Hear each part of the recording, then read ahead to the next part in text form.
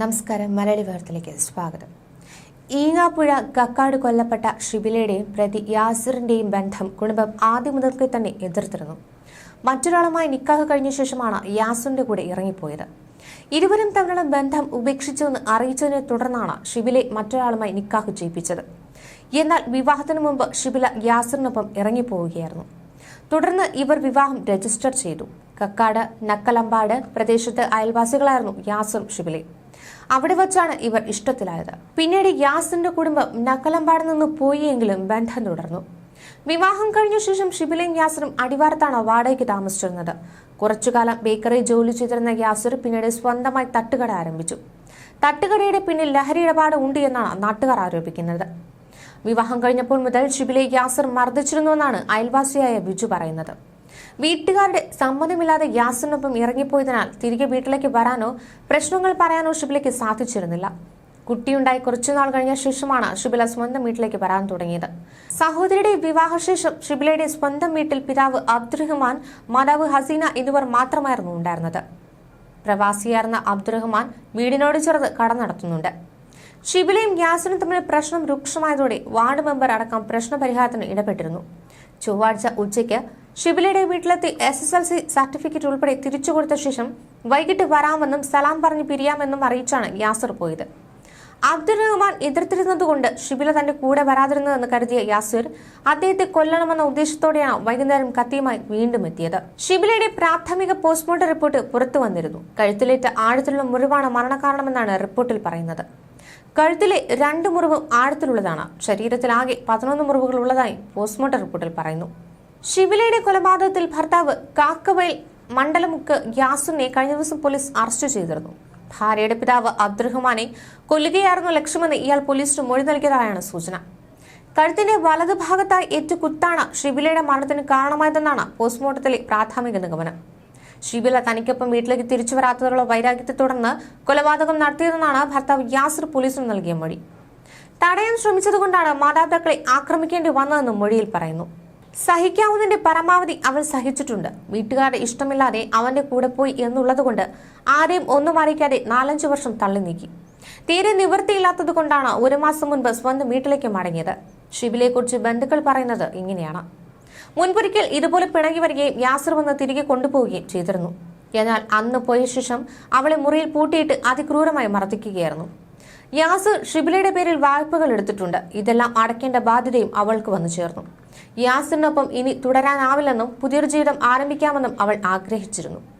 അതിനിടെയാണ് ആക്രമണമുണ്ടായതെന്നും ബന്ധുക്കൾ പറയുന്നു. ഷിബിലയ്ക്ക് യാത്രാമൊഴി നൽകുന്ന വേളയിൽ കുഞ്ഞിക്കൈകൊണ്ട് കണ്ണീര് തുടച്ച് ഉമ്മയെ നോക്കി വിരുമ്പിക്കൊണ്ടിരുന്ന 3 വയസ്സുകാരി മകൾ ഇഷ്വ കണ്ടു നിന്നവരുടെയെല്ലാം നെഞ്ചിൽ പിങ്ങലായി മാറി.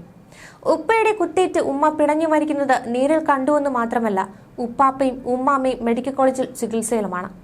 രാത്രി മുഴുവൻ പേടിച്ചു വിറച്ചും ഒറ്റപ്പെട്ടു കഴിഞ്ഞ ഇഷ്വയെ എങ്ങനെ ആശ്വസിപ്പിക്കണമെന്നറിയാതെ ഷിബിലയുടെ സഹോദരി സനയും തളർന്നിരുന്നു.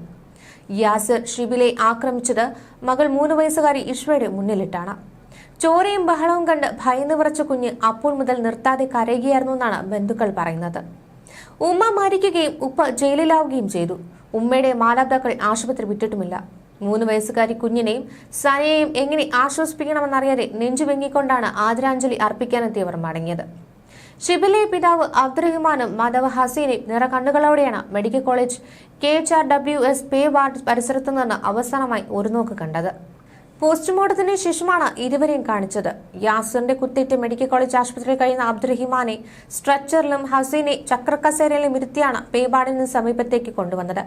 ഉമ്മ ആംബുലൻസിൽ കയറിയും പിതാവ് ആംബുലൻസിന് പുറത്തുനിന്നും അവസാനമായി കണ്ടു.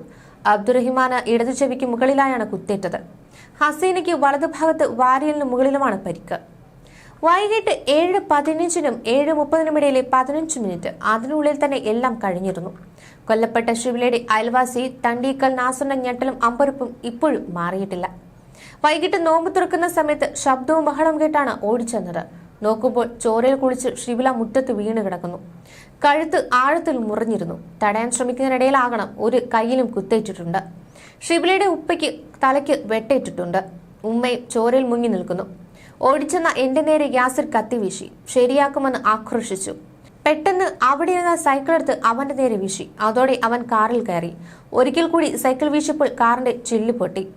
ചില്ലു പൊട്ടിയ കാറുമായാണ് അവൻ രക്ഷപ്പെട്ടതെന്ന് നാസർ പറയുന്നു.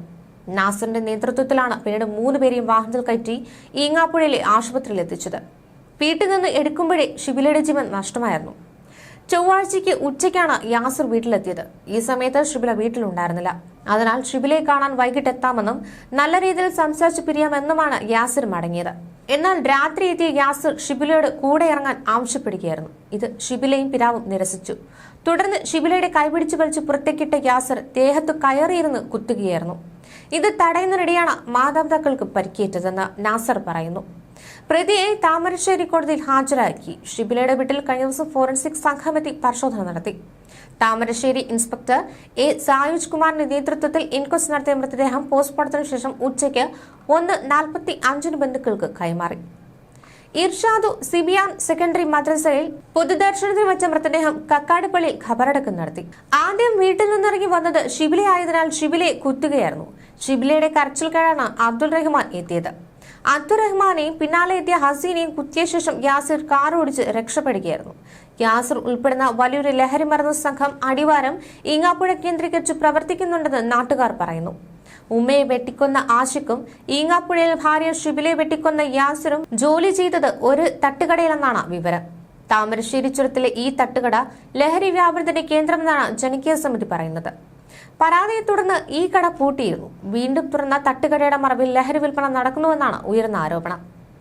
താമരശ്ശേരി മേഖലയിലെ രാസലഹരിക്കെതിരെ നിലപാടെടുക്കുന്ന ലഹരി വിരുദ്ധ പ്രവർത്തകരെ ലക്ഷ്യമിട്ടിരിക്കുകയാണ് ലഹരി മാഫിയ. ഫോട്ടോ പ്രചരിപ്പിച്ച് മർദ്ദിക്കുമെന്ന ഭീഷണി മുഴക്കുന്നു. ലഹരിക്കെതിരായി സ്ഥാപിച്ച ബോർഡുകൾ നശിപ്പിക്കുന്നു.